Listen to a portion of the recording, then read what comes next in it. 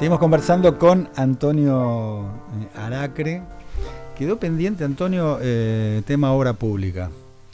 Que vos decís, es un capítulo. Yo siempre cuento esta anécdota de tiempo atrás, que contaba un titular de la UIA, que se llamaba Héctor Méndez, creo que falleció Héctor Méndez, que él decía que le decían Movicom, porque había que poner un 15 adelante. O sea, había que coimear para ganar una licitación. Y que lo blanqueé de esa manera mostraba que efectivamente esta historia era así, esta es la historia de los cuadernos, esta mega causa judicial. Y yo creo que, por supuesto, la sospecha se termina consolidando con todos estos datos. Ahora, volvemos a lo mismo, ¿no? Atacar la corrupción, no elimines la obra pública. Igual, en este caso, la eliminación de la obra pública no tiene que ver con que había mucha corrupción, sino tiene que ver con el ajuste para tratar de tener un equilibrio fiscal. Ahora, no tener obra pública es también tener las rutas hecha pelota, los riesgos que eso genera. Productivamente también es malo, el campo necesita buenas rutas para transportar lo que produce. Vos lo sabés perfectamente bien, porque estuviste en el rubro. Entonces, vos decís, bueno, pará, ¿este ajuste sirve? O sea, ¿no estás yendo atrás en materia de inversión cuando necesitas invertir más? Invertir, no gastar, invertir más para tener una mejor producción, una mejor salida de los productos, una mejor exportación.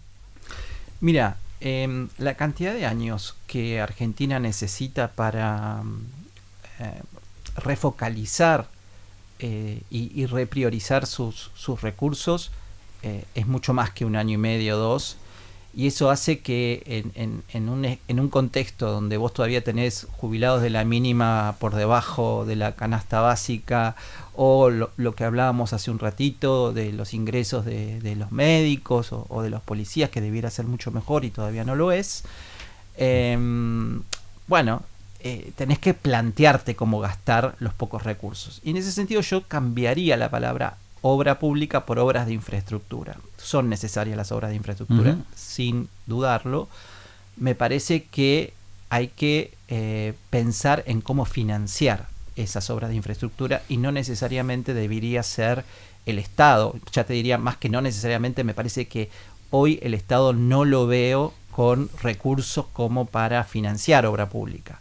Entonces habrá que pensar en fondos privados que estén dispuestos a generar esa infraestructura a cambio de cobrar algún tipo de peaje en el caso de las rutas, o algún otro fee que tenga que ver con quiénes son los usuarios que se benefician en un dragado o en alguna otra cosa, y a partir de eso que se viabilicen esas obras, la construcción. Lo que pasa es que ese criterio es solo de rentabilidad, es decir, funcionaría donde puede ser rentable. El privado no va a invertir en un lugar que no es rentable. Por ahí necesitas un camino que llegue a un pueblo donde no transita tanta gente, pero lo necesitas. Y entiendo. Entonces, ¿ahí qué haces? Y como no hay privado que le interese porque no es rentable, no lo haces. No, pero y muere el pueblo. Vos pensalo así. Siempre que digo esto me critican porque me dicen que el Estado no es como una familia, ¿no? Pero si vos tenés una restricción presupuestaria, porque la opción a la restricción es la maquinita, que ya sabemos que no funciona, vos tenés que poner arriba algo más importante y abajo algo menos importante. Entonces, si vos tenés a tus hijos que se mueren de hambre, y por otro lado la casa tiene goteras, vos sabés que las goteras las tenés que arreglar tarde o temprano, pero en principio lo más importante es que tus hijos no se te caguen de hambre. Entonces lo primero que vas a hacer es comprar la comida, y ya verás cómo haces con la gotera. ¿Y ahí en la familia no puedes hacer un ajuste por otro lado para arreglar la gotera? Bueno, sí hay, sí, yo creo que sí, pero bueno, dame ideas y yo te las voy validando. Sí. Lo que sí te pido, no me vengas con el impuesto a los bienes personales, eso que ya las mineras, ¿me dejás a las mineras un impuesto? Por ejemplo. Sí, pero las mineras ya pagan poco. Pero pará. Poco. Primero, no hay muchas empresas. La minería casi no existe en la Argentina, existe muy poco. El RIGI se puso para atraer a los inversores. ¿Por qué? Porque la cantidad de guita que se necesita enterrar en la Argentina antes de empezar a sacar un mango de un foco minero es enorme. ¿Vos pensás que con el historial que tiene Argentina de incumplimientos, de defaults, de cepos, una gran empresa vendría a meter 500, 1.500 millones de dólares en la Argentina sin saber si algún día va a poder sacar un mango de ahí? Suponete que a vos te dicen, che, Maduro te ofrece una tasa de interés en dólares del 15% anual por un plazo fijo contra un 4% en Estados Unidos. Está bueno. ¿Por qué no la pones Diego? Vos decís, che, me parece que no estoy seguro si la de Maduro la voy a poder sacar en alguna oportunidad. Esto es un poco parecido, ¿entendés? Argentina no tiene prontuario, no tiene antecedentes. Pero vos, a ver, la sensación es todo el tiempo los sectores con más poder económico o con más espalda, los pones casi en víctima, ¿no? De un sistema que oprobioso, que no les da posibilidad de crecer y demás. No, yo creo que la lejos, atención tiene que estar puesta en todos. En todos. Sí. Los ricos, los pobres, los empresarios, los laburantes y demás. ¿Viste cómo se quejan los empresarios últimamente? Todo el tiempo. Entonces, siempre se quejan. No pero, con Milei nada más. Pero ahora más. No, todo el tiempo. Mirá, Preguntale a Alberto Fernández cuando quería cobrar el impuesto solidario, si no se quejaron. Los de la EA lo invitaron a Kicillof ahora. A ver si con él logran tener mayor eco en sus requerimientos. El aporte solidario, yo me acuerdo que hasta Carlitos Tevez no lo quería pagar. Es que son millonarios y hay gente que se muere de hambre. Es un tema de redistribución de la riqueza. No. También es insólito que en un... Pero tiene que ser eficiente, o sea, tiene que lograr el objetivo. Pero todo no puede ser con la lógica del mercado. Y con esto te pongo un ejemplo.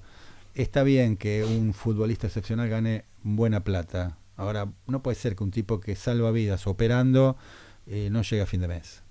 Un residente no llega a fin de mes. Entonces hay un tema de distribución. Claro, la lógica del mercado es el fútbol es un mega negocio extraordinario, todo gira alrededor de las camisetas, las transmisiones deportivas, los sponsors, todo un negocio y hay mucha guita circulando ahí. Perfecto. Ahora, justamente vos sos presidente, tenés que hacer que se equilibren las cuentas y que esos mega millonarios hagan un aporte a los otros sectores para que nadie se muera de hambre, mínimamente. Mirá lo que estamos hablando. Pero, si pensamos que ese fue yo digo régimen... esto y mi lema es comunista. No sé lo que te diría, pero yo lo que te diría es que el kirchnerismo, que no es comunismo, pero en algunas cositas se le parece, lo intentó durante 16 años y dejó más pobres que cuando empezó, con lo cual no parecería ser un régimen muy eficiente. No, ya sé que vos no defendés el kirchnerismo. No lo voy a bancar porque además, digamos, es obvio que hizo las cosas mal, porque si no hubiese ganado Milei. Pero por eso yo digo, no quiero partidizar, sino ideologizar, que es diferente. Lo que digo es, ya probamos que sacándole a los que más tienen, se termina achicando tanto la torta que cada vez tenés menos para distribuir esta famosa redistribución del ingreso. Yo prefiero un país que atraiga mucho a las inversiones para que se genere lo suficiente cantidad de trabajo y de puestos dignos e interesantes para que más cantidad de gente pueda acceder a los servicios que quiera pagando por esos servicios y no mendigando del Estado. Son dos modelos. Me parece que si uno evalúa en el mundo cómo les fue a los primeros y cómo les va a los segundos, no te quedan muchas dudas de que por qué lado tenés que ir, ¿no? Bien. Estamos hablando con Antonio Aracre, economista.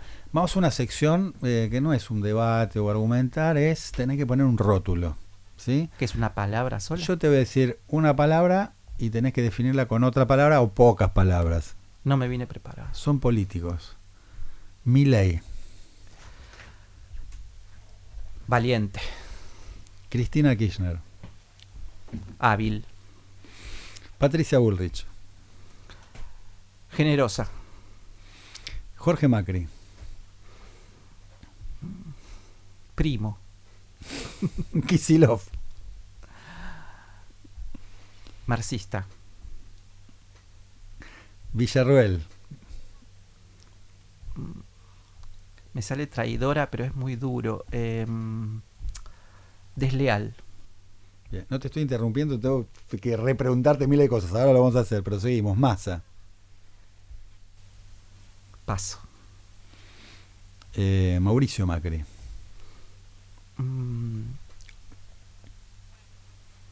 Enigma. Alberto Fernández. Decepción. Miriam Bregman. Idealista. Lilia Lemoine. Divertida. Daniel Scioli.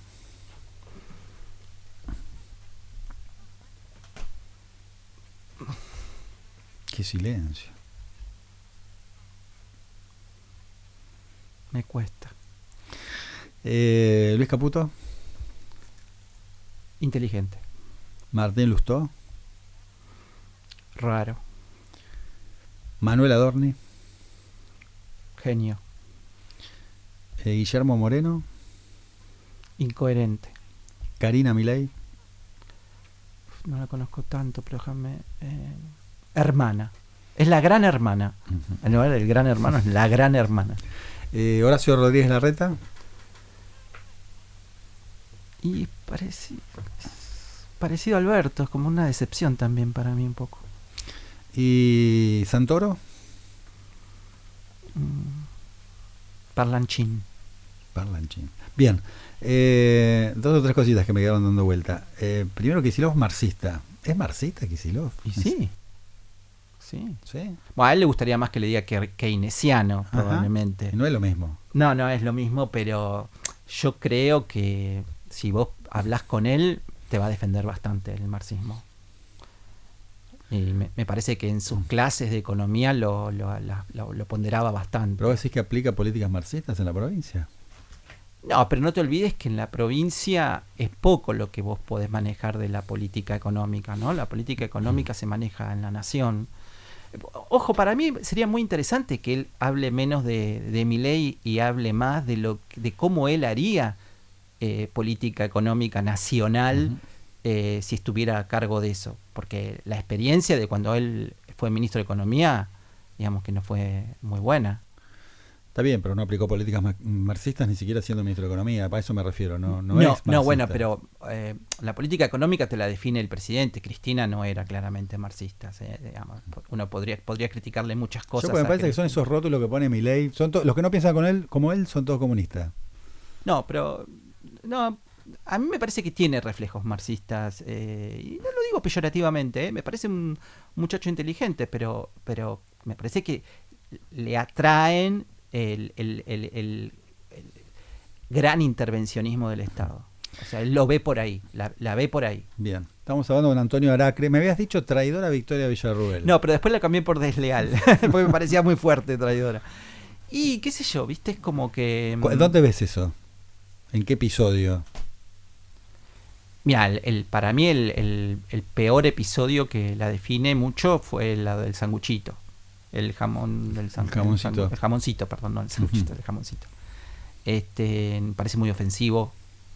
No me parece propio de una vicepresidenta hablar así del presidente que le dio la oportunidad de su vida, como es llegar a la vicepresidencia, que es un cargo muy importante, más allá de que no tenga el protagonismo que a ella le hubiera gustado tener. Es un karma el tema de los vices en la Argentina. Sí.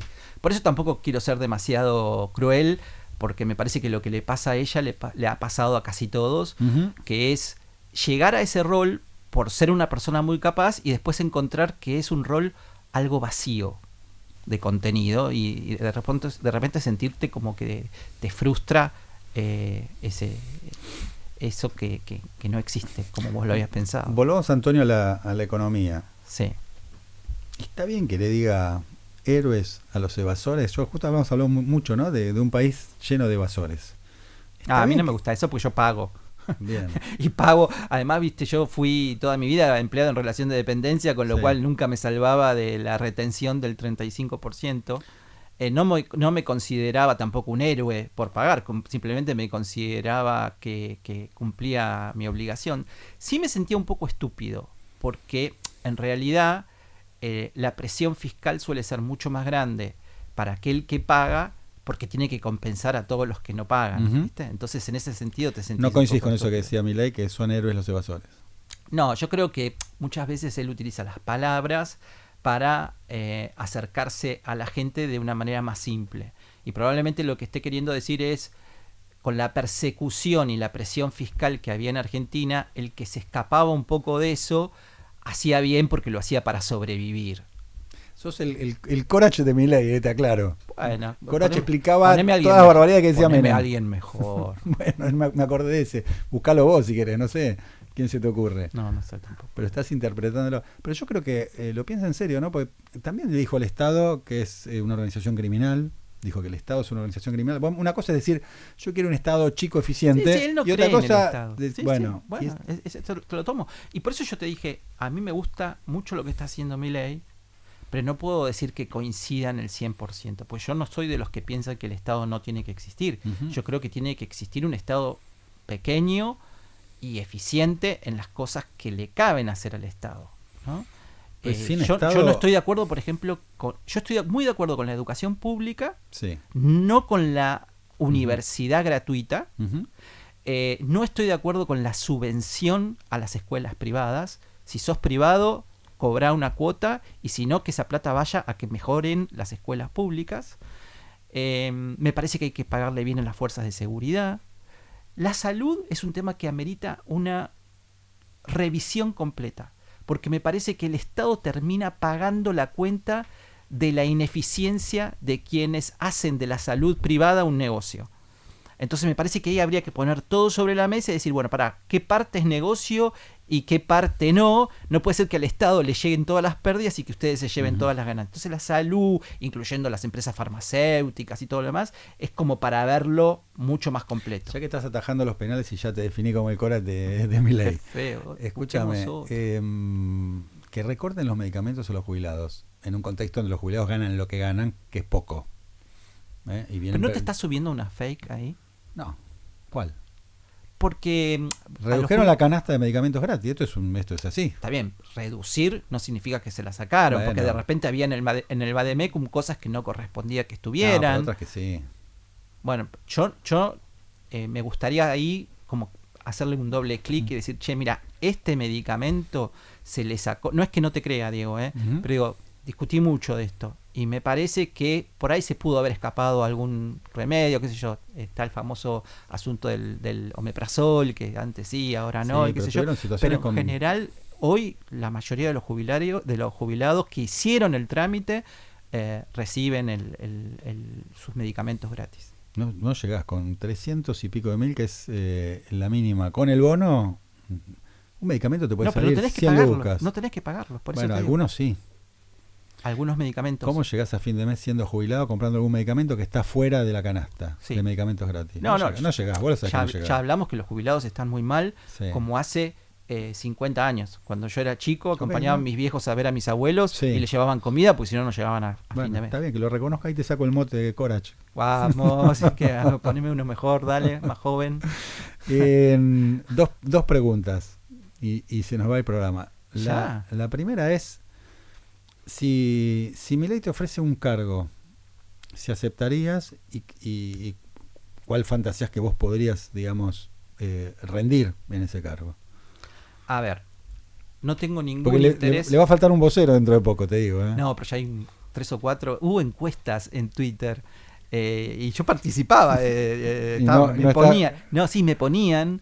Pero no, perdí. Creo que ganó. Me parece que ganó Recalde o el Gordo Dan, alguno de ellos. Sí. No Mariano Recalde. No, Diego Recalde. El director de cine. Ese, sí. No, la verdad es que yo no tengo ningún interés en volver a la política porque mi experiencia fue muy mala. Pienso que no tengo las habilidades para hacer política, no me gusta la rosca, soy parecido a Milei en ese sentido, ¿viste? Pero una asesoría, vos hablas con Milei. Sí, asesoría. Pero yo le puedo seguir aconsejando si él me pregunta, como en alguna oportunidad por ahí lo hace hoy desinteresadamente y sin necesidad de tener ningún cargo ni ningún puesto. Es decir pero la única manera de aceptarlo sería que él me lo pide y me explique bien que realmente ese trabajo solo lo puedo hacer yo o muy pocas personas porque tengo alguna habilidad y que me necesita, y entonces yo lo siento como una obligación moral, si querés. Pero la verdad yo no tengo ningún interés ni ninguna vocación de volver a la actividad pública ni a la política partidaria. Bien. Y la última pregunta: ¿cómo crees que te recuerden? Yo sé que ni como el Cora de Milei, ni como el, no sé, Aníbal Fernández de Cristina. ¿Cómo crees que te recuerden? ¿Qué te imaginas? ¿Cuál va a ser el legado de Antonio Aracre? El mejor papá del mundo. Eso me dicen mis hijos. No es que lo diga yo. Tampoco me quiero mandar la parte. Antonio, gracias por esta conversación, por venir acá. Y quedo pendiente de algo que me dijiste hace un tiempo atrás. Después de, digamos, este ida y vuelta que tuvimos. Habías dicho que la inflación del mes de mayo iba a ser del 1,8. Lo acuerdo perfectamente. Y lo corroboro plenamente. Todavía no salió, pero bueno, te voy a mandar un mensajito. Eso, como mínimo, un recordatorio en algún programa de radio posterior a eso. Quiero reconocer que Aracre voy a reconocer. Así como te critico, también reconozco algunas cosas. Gracias, Antonio, por esta conversación.